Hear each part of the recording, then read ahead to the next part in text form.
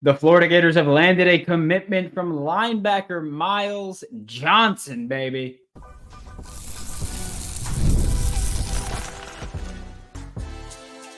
You are Locked On Gators, your daily podcast on the Florida Gators. Part of the Locked On Podcast Network, your team every day. Hello, and welcome back to another episode of Locked On Gators, part of the Locked On Podcast Network, your team every day. Thanks for making Locked On Gators your first listen of the day every day. We are available daily and free for every listen to the podcast and on YouTube. Happy Thursday. I'm Brandon Olsen. Find me on Twitter at WNS_Brandon. Today's episode of Locked On Gators is brought to you by FanDuel. Make every moment more as playoffs wind down. Sports stop sporting like we want them to, right? But this summer, FanDuel is hooking up all customers with a boost or a bonus daily. Yeah, there's something for everyone every day, all summer long. Visit FanDuel.com to get started. And also, check out Whole Nine Sports, WHOLENINE Sports on YouTube. Dynasty teams coming out today, all I'm saying. But the Florida Gators landed a commitment yesterday from Myles Johnson. There we go. We got the shades on for a second. We got them on. There we go. We got to put them on there. But landed a commitment from Myles Johnson, linebacker, and he was probably the guy that most Florida fans were pretty confident was going to be a Gator. Like for months now, it kind of felt like that. He was committed to Alabama under Nick Saban. Nick Saban obviously retired in January, and then Kalen DeBoer got hired. They kept him for a bit, and then kind of fell off recruiting-wise with Myles Johnson, which isn't. I'm not trying to put more into that than needs to be put into. Just know that, Alabama pretty much stopped recruiting him. He was committed to them, and they pretty much stopped recruiting him. Wasn't really what the staff wanted, I guess, what the new staff wanted, I guess. And they brought in linebackers that they prefer over him, that they prioritize, whatever it may be. Then it became pretty evident that this was trending toward Florida. He had the official visits scheduled. We were kind of like, okay, I feel like he could flip at any time. Because for a while, it felt like Florida was the only team really interested in him. And then Ole Miss got involved, and pretty quickly it became Florida, Ole Miss. Those were kind of the two options. And look, Myles Johnson is not someone that, and I mean this with no disrespect intended or no even rudeness intended. Myles Johnson isn't a needle mover for me. Lower part of the class, linebacker, great. I know that part of what he brings to the table is the athleticism that everybody's looking for. Like he has that. I do believe that, injuries have played a part in some things, but he's got the athleticism. I think from watching his film, which I believe on Huddle, the most recent film is the November 23rd, 2022. But watching the film, a lot of it kind of just looked to me like he had some pop. He did. He's got some decent athleticism. A lot of it to me just kind of looked like he was better than the people he was playing against. Like just more athletic. Like he wasn't playing in a division or at a level that I'm like, okay, like he's playing against other SEC players. And I talk about this a lot with high school players where I say, yeah, like they're playing really well against their high school talent, or their high school competition, but is this great talent? Are you just stronger? Are you just faster if you're a receiver? Like for when receivers are like, look at all the yardage they have because they just toast everyone that they play against because they play at a lower level. It's like, yeah, well, they do that because they're just really fast, but they're not good. Like that speed doesn't make you good. And I feel like for Myles Johnson, he's athletic, but I don't know if he's good. I'm not saying he's bad. I'm just saying I don't know if he's good. Strictly because it doesn't look like he's playing very good competition there. And I could be wrong. Like that could be considered good competition in his region of Alabama. But I don't know. I mean, when I watched like Kelby Collins' film when he was coming out of Gardendale, it looked a lot different, is my point. It's not a knock at all. I do think Myles Johnson is one of those high upside kids. I genuinely think he's got like the physical skills. Little short, but really like 6'1's fine for a linebacker. Ventrell Miller was 5'11 and 3/4. So not too worked up about that. Looks like he's pretty long arms. Again, athletic. Again, if you watch the film, doesn't really hesitate. Had quite a few plays where he made a decent adjustment to where the running back was cutting, and he got there and laid a pretty nice shot on him sometimes. But yeah, this became Florida or Ole Miss. Florida won it, not surprising. Florida was in the lead for a large portion. I do think that Florida and Ole Miss being the two schools that were really recruiting him kind of shows that they view him as a weak side linebacker, so not necessarily the one that you're lining up against the tight end and trying to make him actually make run stops or in obvious running situations. But one that they look at as a cover linebacker, because that's what you look for a lot, a cover linebacker that can blitz here and there. And I do think Myles Johnson can do that. His blitzing tapes or his blitzing reps from that tape, pretty successful on them. There were some where he just shot through the offensive line before they even made an adjustment. Obviously, college, the SEC specifically, would be different for any level of high school. But there are definitely bright spots here. His athleticism is one. I do think that they view him as someone that, hey, you're going to be playing off-ball linebacker, maybe coming down to the edge and rush and blitzing every now and then, just because that's something that he's shown he can do at the high school level. And Pete Golding at Ole Miss, the defensive coordinator that used to be at Alabama, he's a Ron Roberts guy. Got his career start under Ron Roberts at Delta State. Was Ron Roberts DC for 4 years. Like, he left, came back at Delta State. It was his DC for 4 years. It makes sense that the two schools really recruiting him at the end of this were Ole Miss and Florida, where, again, he'll be playing, if he were to go to Ole Miss, he'd be playing under Pete Golding, a Ron Roberts disciple. And at Florida, he'll be playing under Ron Roberts specifically, which I do also understand as, why play for the disciple when I play for the original? And that makes a lot of sense, at least to me. It does. It doesn't move the needle for Florida on the recruiting ranking wise. Florida was number 67th in the country on 24/7 before landing Myles Johnson. They're still 67th, which is really weird, just because he's their third highest ranked recruit on 24/7 by their composite. He's the third highest ranked recruit. And I think that just goes to show, how much right now, I think there's a lot of large gaps between recruiting rankings. Like, even just looking at the top, there's 20 points between Ohio State and Alabama, another 10 between Alabama and Georgia, another 11 between Georgia and Oregon. And then it starts to bunch up a little bit, and then it spreads out again. So I do think that a lot of why the ranking didn't move a ton is just that there's a lot of gaps, but also this is Florida. You added a commitment, and you're still number 67 in the country. And that's not exactly an awesome spot to be in. They're still 8 points below Cincinnati right now. They're 2 spots above Toledo, where I went to college and I love. But guess what? Toledo is not an SEC program. Like, shouldn't be competing with you. And then you look at nationally and on 3, and you went up from 55th to 44th with that commitment of Myles Johnson. So it moved the needle on 3, just not on 24/7. But the Florida Gators finally got some positive news. It kind of just felt like everything coming out was negative for a little bit. So at least some positivity there. And then maybe some more positivity incoming soon. I love sports. I love betting on sports. I love them so much that I never want them to stop. Juan Soto, 2 hits yesterday, was free. Just saying. But as the playoffs wind down and are wrapped up, and Olympics are coming up, and Wimbledon's winding down, we get fewer games. And the sports aren't sporting quite like I want them to. But FanDuel lets me keep the sports going whenever I want. All I have to do is open the app and dream up bets anytime I'm in the mood. And this summer, FanDuel's hooking up all customers with a boost or a bonus daily. Daily. That's right. There's something for everyone, every day, all summer long. So head over to FanDuel.com, start making the most out of your summer, and remember that FanDuel is an official sports betting partner of Major League Baseball. I wonder if Shohei Ohtani hates those ads.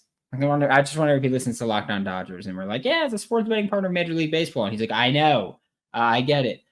But the Florida Gators have a target of theirs that you may be familiar with. I don't know. I don't know who you're familiar with, but Vernell Brown III, who, again, you may be familiar with.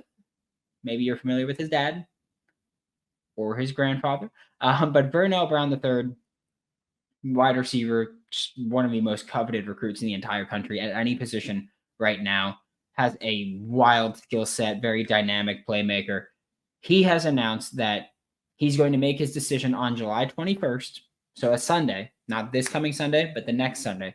He's going to make his decision on July 21st, and he's deciding between Florida State, Miami, and Ohio State. And as recently as, a month and a half, 2 months ago, you're like, all right, like Florida State's making a push, Miami's making a push. Ohio State a few months ago was thought of as the favorite. I mean, there were even some murmurs that, hey, Vernell might be committing to Ohio State like months ago. And then that didn't happen, obviously. I spoke with someone last week, and we talked about this, just receiver recruiting in general. I spoke with someone last week, and from what I was told, Nayshawn Montgomery, right now, they still feel pretty confident in Gainesville for Nayshawn Montgomery, who is committing later this summer, early fall. He was like, I think I'm going to commit after my first or second game, which I will say, to me, it sounds like maybe he has two schools. Like if he's got like Florida and Penn State, we'll say. Florida and Penn State is the top two. And he's like, I'm going to wait until after my first or second game. And Florida's 0-2 at the time he's committing. He's like, it's Penn State. Florida's 1-1, 2-1, 2-0, whatever it may be. Maybe he's like, okay, I feel confident with what I saw on the field. That could be what he's waiting for, genuinely. And it would not shock me if he's like, I'm pushing it back a couple of weeks just so I could see what's on the field. Wouldn't shock me at all. But where we stand presently, Nayshawn Montgomery, they still feel good about him in Gainesville. Wide receiver Kobe Howard. Don't think he's a take. Sorry. He's not a take right now. I would personally take him in a heartbeat. Not a take right now with this stuff. And then Vernell Brown III, the other receiver where we kind of have some positive momentum with. I was told that right now, and this is probably not probably, but could change at any time. Right now, Florida feels pretty good about where they stand with Vernell Brown III. And this isn't surprising. You go back to when he took the official visit, and it was like, hey, like Florida State, they're making a heavy push for him. They've got the last official visit. Anything could happen. But he had the official visit before Florida State was Florida. And all reporting here, and to my knowledge everywhere, was that Florida put the absolute full court press on for Vernell Brown III, and that they feel confident with what they've been able to do. Or at least, I guess I'll say they feel comfortable with what they've been able to do. And I'm going to pull up the class calculator on 24/7, which is a just sick feature, if we're being honest, to see if we can kind of see what the class will do if he were to commit to Florida. Because again, right now, they feel pretty good about where they stand with what they've done. And I understand that. There's a lot of times where you go, you know what? Maybe we get him, maybe we don't.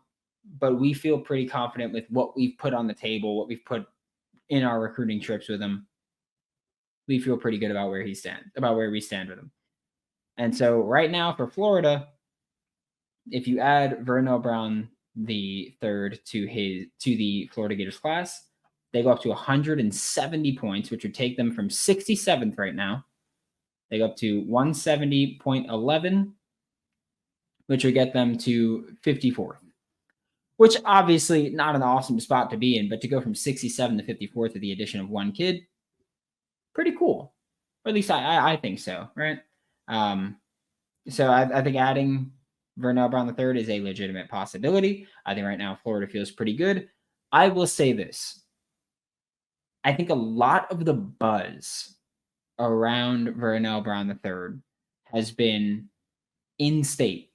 And like I mentioned, if we were talking March and April, it was like, Ohio State's really pushing. Ohio State's got a good pitch together there, which Ohio State deserves that respect when recruiting receivers. You cannot like them. I hate Ohio State. One of my best friends is an Ohio State fan, and because of that, I hate them. And when Urban left the way he left and then went to Ohio State, I was like, great, more reason to hate you. I don't care. Jim Tressel I hated. And I just generally dislike the coaching staff there now, or offensive side of the ball, at least for the most part. But Brian Hartline is the best wide receiver coach on the planet. Plain and simple. Not even close. Like, this is what we talk about when we say you're recruiting that wide receiver. If you're a receiver and you're thinking NFL, feel like Ohio State has to be a legitimate top contender for you if they're recruiting you. And they really want Vernell Brown III. But I do think that for Florida, you got a shot, a good shot. I will continue to say that while a lot of the buzz is in state for Vernell Brown III, I would not rule out Ohio State. I don't think he's going to Ohio State. I think he's going to Florida. But I will not rule out Ohio State because they've got NIL that they're willing to throw around. They brought Quinshawn Judkins and Caleb Downs in from the transfer portal. Massive additions. Will Howard, too. They've done a lot in the portal and with recruiting. And then, of course, Vernell Brown III would be able to be coached under Brian Hartline, who puts first-round receivers every year. Every year, if there's an even decent receiver going from Ohio State, or if there's a receiver that's eligible and started at Ohio State at receiver, probably going in the first round. So I think Vernell Brown winds up at Florida. Honestly, though, I don't think this is over. I don't even know if he knows where he's going, just because this is recruiting in 2024.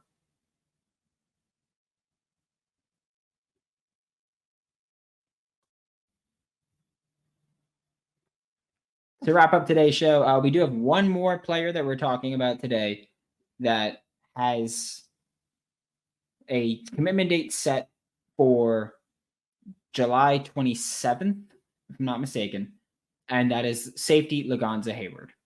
Okay, and for Florida, there were, I don't know if you want to say rumors or murmurs, whatever it may be, but when Lagonza Hayward took his official visit to Florida in late June, there were, again, rumors that he was willing to commit on campus, or that he said he was going to commit while he was on campus, but that it was like, all right, well, you've got your commitment date set for July 27th. Wait till then.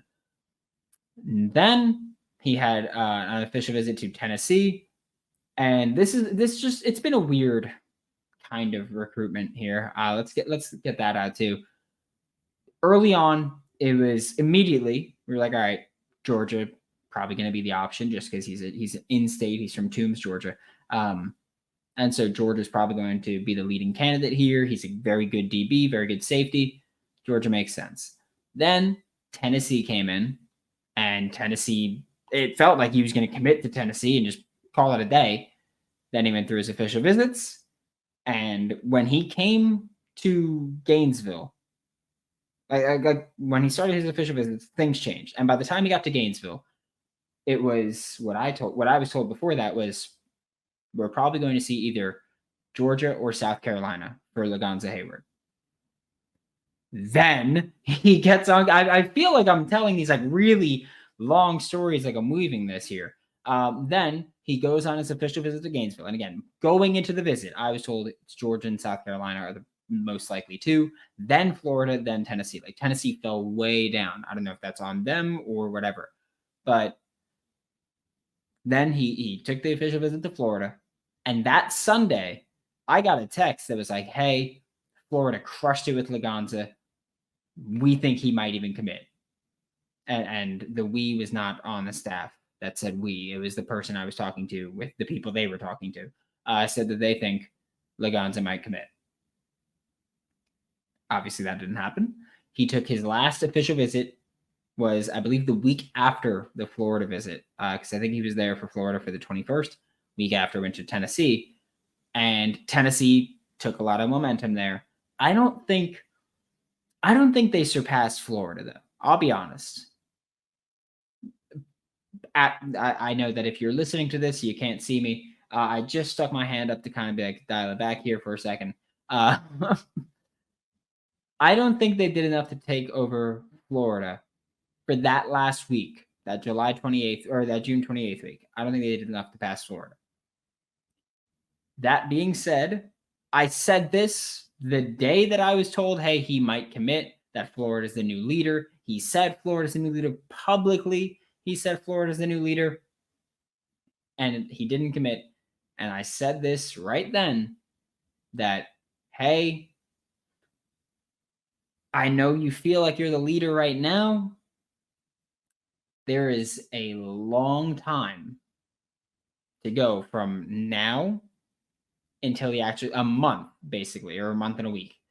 That is a long time to just try to maintain the commitment. Like that is a very long time to be leading for a kid just at this point in the game. And so for me, I was like, yeah, like a month is a month, but I mean, he loved the Florida visit. Like he said, he was like, yeah, like the Florida visit, they knocked it out. I loved it. They made the decision even harder than it needs to be, or than it's supposed to be. They did their thing. And again, said Florida, leader, feeling really good about them. I just feel like something about this is just telling me that he didn't commit on campus. And I think Florida had the lead even following the Tennessee visit. But I just got that feeling like deep in my diaphragm of just like, I don't know if they did enough or if they've been doing enough throughout this month. And again, nothing on them. It's just my little, I guess, like wounded dog thing where I'm just like, I don't know.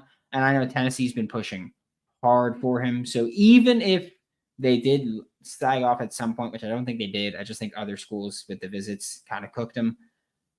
I feel like Tennessee still has a good grasp on things. I think Tennessee has been very willing to spend money. And I realize this is the second time I mentioned NIL here. It's not an excuse at all. I'm not saying, oh yeah, like they're just buying the kids. I'm totally cool with buying the kid. I mean, they asked Dave Aranda at Baylor. They're like, what happened? All of a sudden you guys got a bunch of commits. And he's like, we're just paying players. Just outright openly doing it. Lane Kiffin's retweeting NIL things. Like, it's fine. I'm not complaining about, oh, they're buying kids. I'm more upset like, Florida, why aren't you? Because honestly, that's what I want to do at this point. Like, Lagonza Hayward's a damn good football player. And he's being recruited. His entire recruitment is SEC programs. It's all SEC. He's a top, I think unanimously a top 5 safety in the country on every recruiting service. He's 6 on 24/7 and 9 on ESPN. That ESPN one is bonkers. And Rivals has him as 27. That he will wind up being, I want to say conservatively, a top 7 safety in the country. His film's good. Good. I'd spend the money. 6'1", 205 already too. And think about it this way. You've got Asa Turner this year. He's gone to the league. You've got DJ Douglas this year, and I believe next year, then he's gone. You've got Jordan Castell this year and next year, and then he's eligible to leave if he chooses to. Bryce Thornton can do the same, although I would expect Bryce Thornton to be a 4-year player. But like, you look at the safety room, and it's going to get thin quick because they attacked it in the portal so much. It's going to get thin quick. Like, so I'm just saying, Lagonza Hayward's a kid that I would throw the bag at. I don't care. I understand that it's safety. It's not technically considered a premium position. I don't give a damn. It's premium. Winning. That's what's premium. So for me, I'd throw the money at him. I don't care. I'm not saying that it is money. I know Tennessee's been pushing hard. Tennessee's DB recruitment, even if they haven't landed kids. I've been told some things behind the scenes where they've been kind of crushing with recruits and recruits' families, and they're willing to pay. Step up. It's adapt or die time, right? So I think Lagonza Hayward is Tennessee or Florida right now. But again, long time. Like, even at this point, it's almost 3 weeks. It's 2.5 weeks until he commits. A lot can change on the recruiting trail in 2.5 weeks, especially when you got time to stew on it. Just saying. Thanks for making Locked On Gators your first listen of the day every day. We are available daily and free reviews in the podcast and on YouTube. We'll be back tomorrow. Got Bud Davis coming here. Just saying. If you know, analytics episode for Locked On Gators and Brandon Olsen. Don't forget to follow me on Twitter at WNS_Brandon. Don't forget to follow my other YouTube page at Whole Nine Sports, WHOLENINE Sports. A lot of video game content coming your way. I'll see you all next time.